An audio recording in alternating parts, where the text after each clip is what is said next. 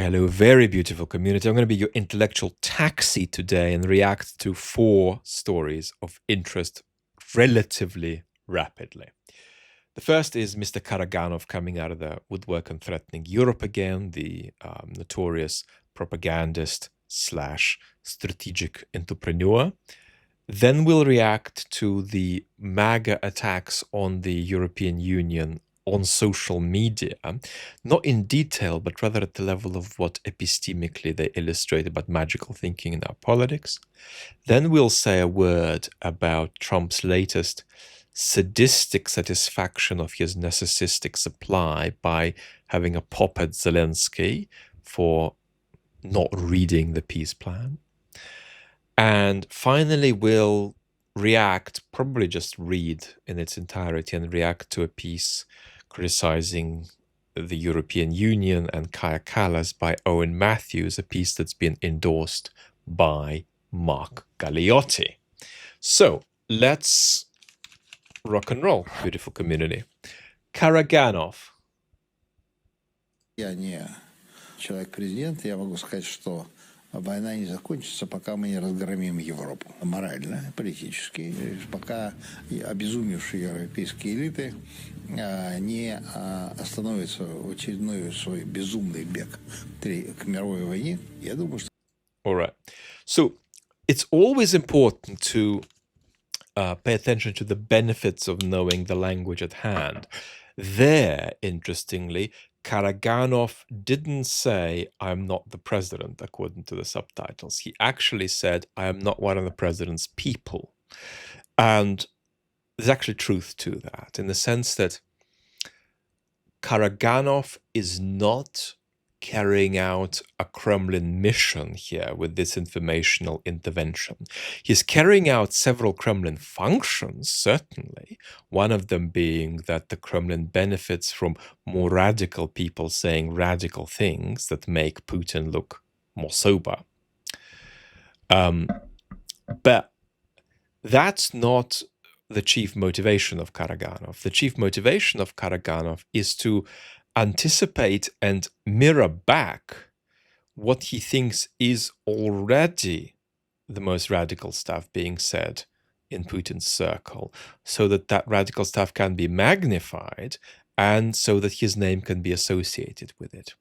So this has some differences, but in this respect is also similar to the entrepreneurialism of Dugin, because in this regard, what they're doing that is the same, Karaganov and Dugin, is that they are engaged in preemptive following masqueraded as thought leadership.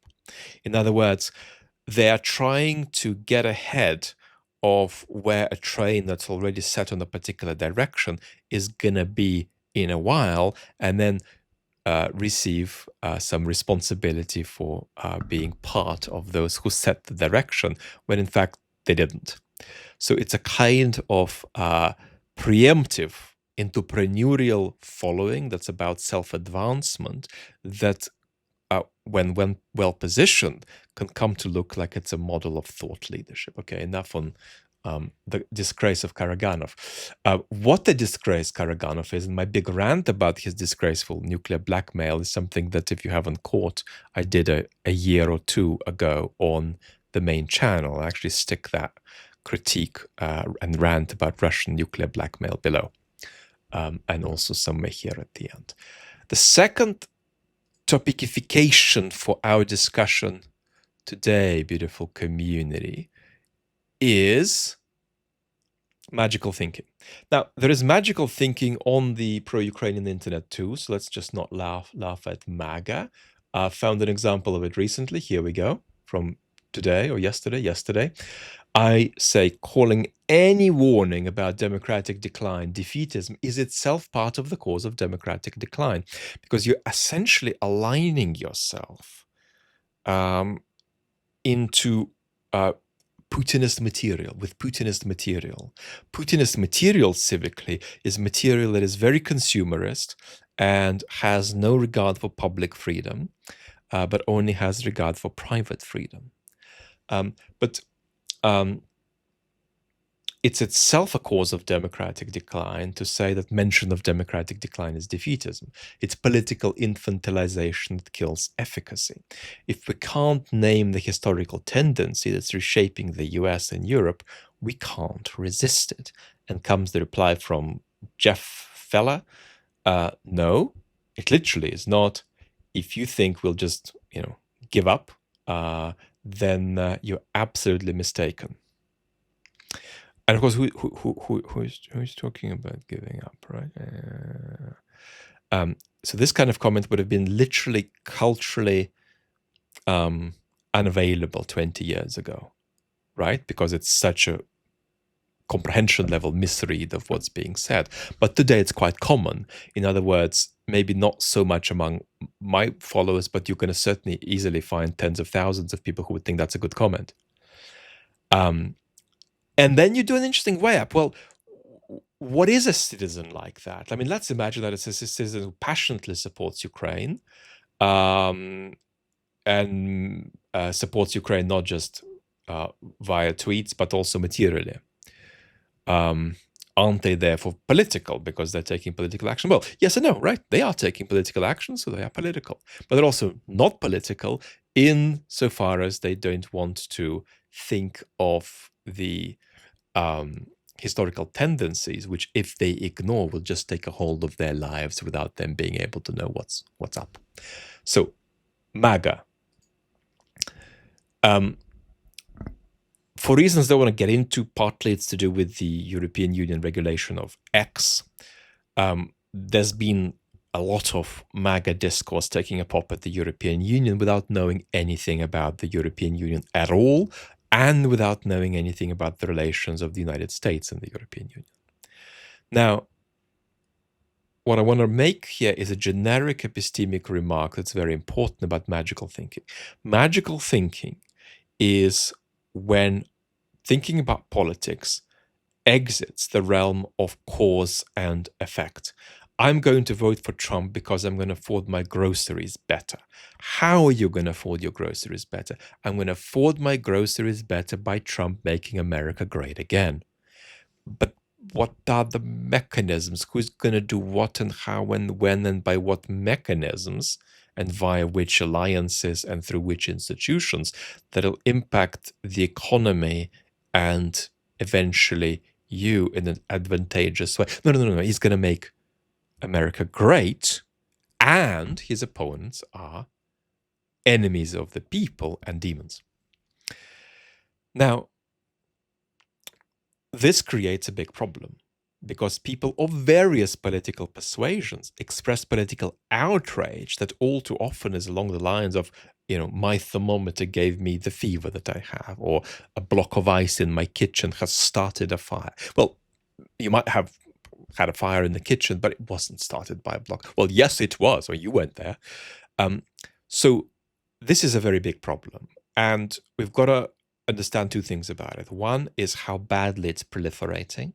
But two, that while we are facing a kind of epistemic apocalypse, the initial and fundamental trigger of this is not reflective decline, but a loss of trust.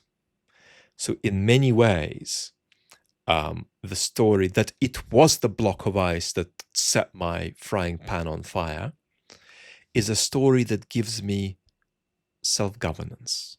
It gives me some inkling of control over my political environment. Well, at least I know that. And if I get particularly conspiratorial about it and give me a further benefit, it could give me a benefit of not just feeling empowered, but feeling exclusively empowered, right? You don't know the story here, but if you got it properly, if you really understood the story by listening to the right podcast, you would see how the block of ice caused this. So it's not just empowerment, but exclusive empowerment, a kind of compensation for political powerlessness by a kind of naive rush into postmodernist, post-truth, bogus political self-empowerment. enough. Now, the orange monster child. Let's see what the orange monster child says. And I have to say that I'm a little bit disappointed that President Zelensky hasn't yet read the proposal. That was as... Melania, how am I reputationally going to get over this? Once this guy is gone, what am I going to do? What am I going to say? Okay, just hold your breath and get through. A few hours ago, his people love it, but he hasn't. Russia's fine with it. Russia's, Russia, I guess, would rather have the whole country when you think of it. But Russia is, I believe, fine with it, but I'm not sure that Zelensky's fine with it. His people love it, but he hasn't read it. So someday you'll explain that one to me, Jeff. So that's a very good example of the kind of thing that a world leader wouldn't say unless they're 4 years old or unless they have a narcissistic personality dysfunction. It's a form of sadistic narcissistic supply, which is I get juiced up from being seen to exercise power over others constructively or destructively. And in some ways, destructively is even more appealing to me, even more satisfying. So it's a kind of, narcissistic version of a sort of junk food consumption. Trump just needed this. He needed to have the 4 snacks there, and he gave himself really good snacks, not just by criticizing Zelensky, but by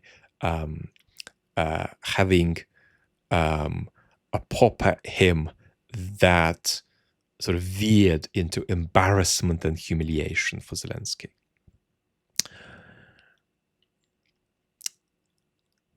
Of course, in reality, Zelensky wouldn't have failed to do anything that he, in a basic way, needed to do, because he's not sitting around, drinking aged Burgundy with his wife. He is, for better or worse, in a more or less constructive way, in a more or less self-serving way, responding to, crisis management, ongoing crisis management.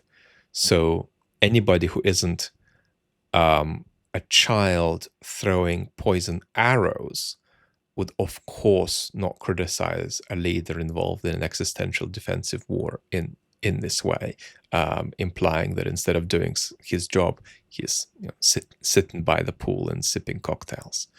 And this is very contaminating. It's very disinhibiting. You don't recover from this. You don't wave a magic wand and bring it about that so long as the next president doesn't say these things that we can reset our political culture. No, every contamination of this kind disinhibits destructive impulses in the polity at large, among citizens at large. So it's very, very, very repulsive behavior from the orange monster child.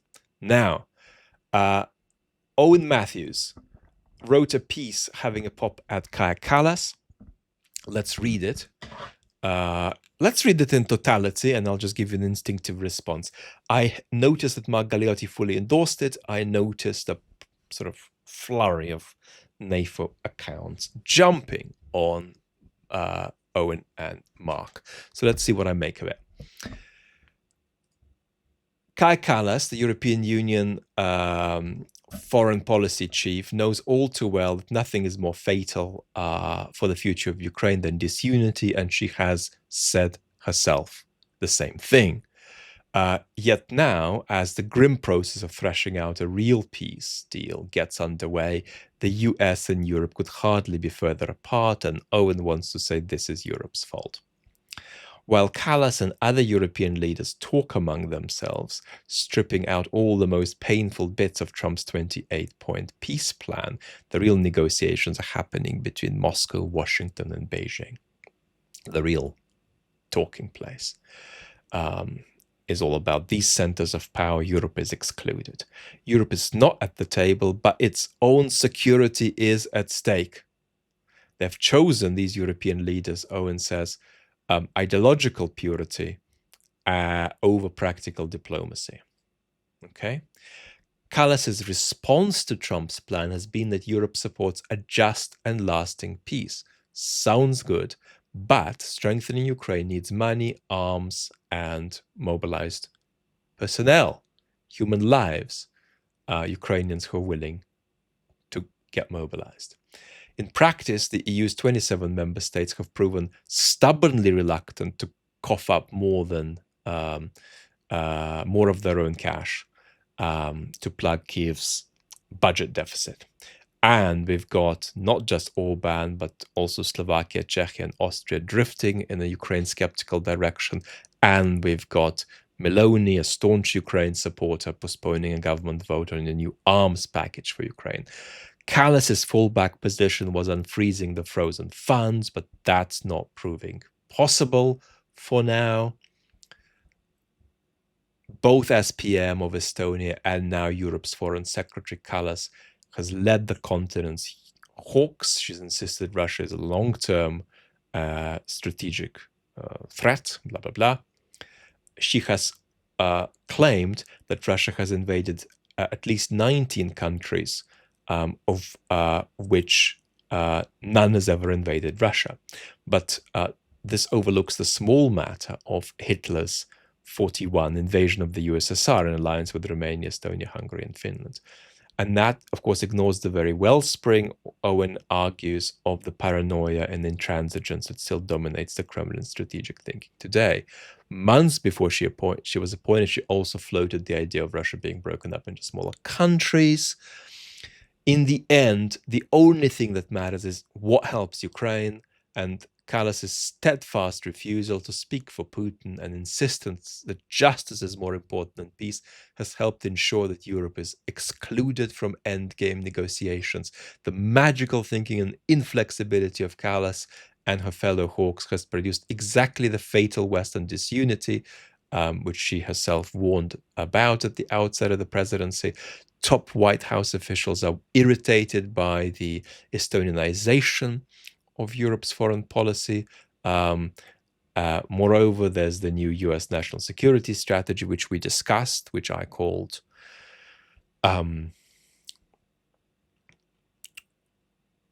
anti-European, mildly fascicized, enormously hypocritical, blah, blah, blah. We've done a discussion on it.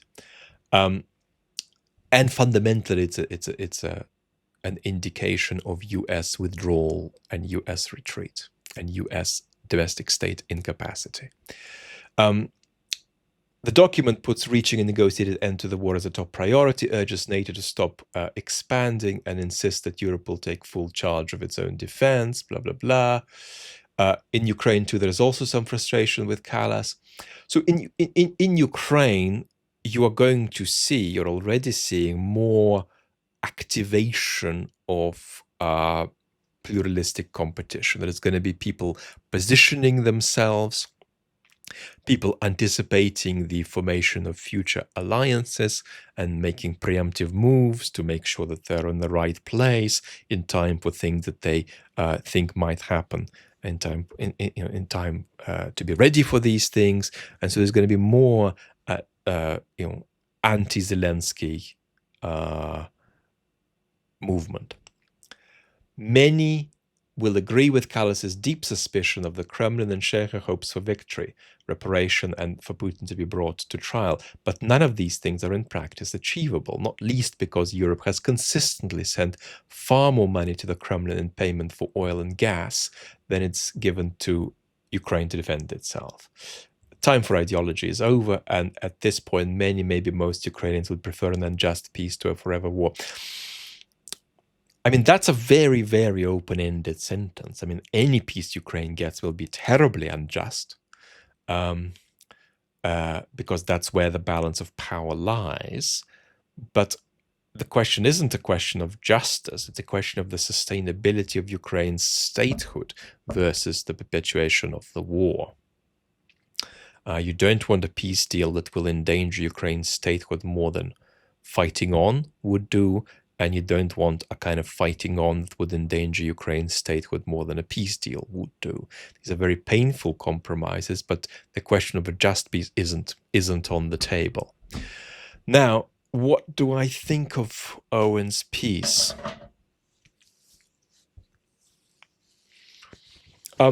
There is something I don't like about it, and there's something I like about it.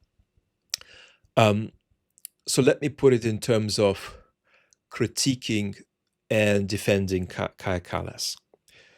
There is a defense of Kaja Kallas that I want to make that has nothing to do with substance here, and that's that it's the challenge, blah, blah, blah. That's why this video is coming so late, beautiful community. I'm struggling to get my body and brain into gear. I believe deeply in self-development. You can feel that palpably in almost all my content. You can also feel it in the consulting work I do, tiny amount of it. So I am going to be slower than the rest of the internet to mock Kaja Kallas for ridiculous things that she has said, even if I'm embarrassed by them as a Western citizen. Because she is born in 1977, right? She is a couple of years older than me. She's roughly the age of the people I love in my life who are my age and in my life. They are young professionals. She's a young professional. She's had a couple of big leadership positions. She's a young professional. Let's assess her political career when she's 60 or 70. Or if you like, after retirement at 90, I'm not going to be there, but it's going to be possible to assess her then even better. And Aristotle would go further. Aristotle would say, don't assess anybody until their life has concluded. And then you can piece everything together properly. Now, aside from that, which is culturally very important to me on the channels, we think developmentally of people and we wish her to grow as a politician and not to slam her down. Aside from that, let's critique and defend her. Owen mentions a couple of things she said that are what are they? They are wooden and they are provincial. So saying that, I'm going to give a different example. Owen talks about breaking Russia up into bits and Kallas omitting the German invasion of Russia in the Second World War. Kallas recently was asked about the size of the Russian army, and she talked on a couple of occasions about how wouldn't it be good if we could reduce the size of the Russian army. Now, an ex-leader of a bigger country, like France or the UK or Germany, would be much less likely to say that. It's a provincial thing to say. Why is it a provincial thing to say? It's because you say it if you have the capacity to back it up politically. If you have absolutely no capacity to back it up politically, you don't say it. Kaja has no capacity to back it up politically, but she says it. So it's a provincial remark, and obviously as a West European, I'm a bit embarrassed by it. And I'm embarrassed by it because it fundamentally undermines trust in institutions. In other words, the NAFO defense of what Kaja says is an elementary sort of trivial analysis, which would say, oh, she's just being aspirational and she's morally inspiring Europe. And so talking about the reduction of the Russian army is actually going to increase support for Ukraine. No.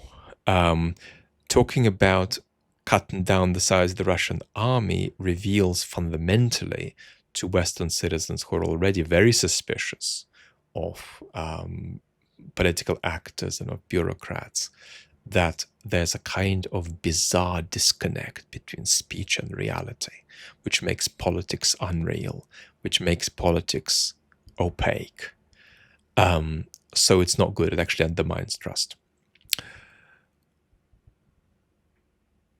Okay, so that's a critique of Kaja Kallas and a critique of the quality of her operation as a political actor at her age. So at the moment, she's at the level of a UK cabinet minister from today, when we have a very weak government with fairly low quality of personnel and lots of really good people, but not the highest caliber of political actor there. So that's kind of super smart, but maybe it's not as smart as one needs to be for a particular post. Having said this, this is a kid in career terms, still, despite the pinnacle she has reached, and we don't know what she's going to do over the next 20 years. Good luck to her, right? But now let's defend Kaja Kallas a bit. Owen quite rightly says that Kallas and other European leaders take a particular position on non-negotiating with Putin. But that emphasis doesn't quite carry through enough of the piece as I read it, because there is a focus on Kallas about how she's taking a position of a hawkish, non-negotiable kind toward Putin. But she isn't. That is just the position of the major European powers. The position of the major European powers is we don't negotiate with Putin until he begins to give up on his maximalist demands. And another position of the major European powers is we try to inflect, but we're not going to get directly involved in the dodgy deal-making that the United States is engaged in because it might not lead anywhere good anyway. So anybody in Kaja Kallas's position would be stuck with these lines. And being stuck with these lines isn't personal. Now, we might ask the question, are these good lines? And the answer is actually, I don't think they are either good or bad. Because whether they are good or bad would have to be dependent on European capacity to support Ukraine more than it's doing, but more importantly, a European capacity to develop a strategy. So sidelining the Trump attempts to stop the war and trying to run a parallel track to them and then create little tracks between these two big tracks. Whether that's a good or a bad idea depends on what Europe's strategy is, but Europe doesn't have a strategy. Whether not negotiating with Putin is a good or bad idea depends on what strategy Europe has. So the problem is that Europe doesn't have a strategy, which is, as it were, even worse than these being bad lines. They're neither good nor bad lines. They're just lines that are, if you like, just reflections of institutional decline. So they can't even be properly assessed because there isn't a strategy behind them. Now, let's imagine the counterfactual. Imagine that the European Union is strong and it does have a strategy toward Putin. Well, then Kaja Kallas wouldn't be exposed like this. Her political weaknesses wouldn't come out in the same way. She wouldn't be caught saying silly things. She wouldn't be caught saying silly things because she wouldn't be, as a political actor, having to negotiate such a big gap between practice and reality, aspiration and reality. Anybody in Kallas's position would be dealing with this spectacular embarrassment of European discourse being at a vast distance from European action. So nobody could get away without awkwardness in her position. It's just that her weaknesses are exposed by the spectacular awkwardness of the predicament that her position puts her into. I think that's roughly my take. Lots of love. Talk very soon.